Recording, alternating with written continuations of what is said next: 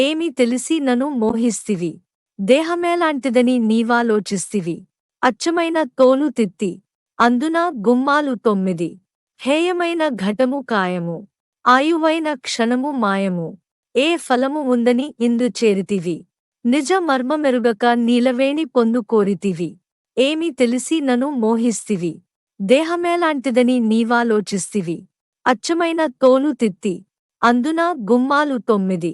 హేయమైన ఘటము కాయము. ఆయువైన క్షణము మాయము. ఏ ఫలము ఉందని ఇందు చేరితివి.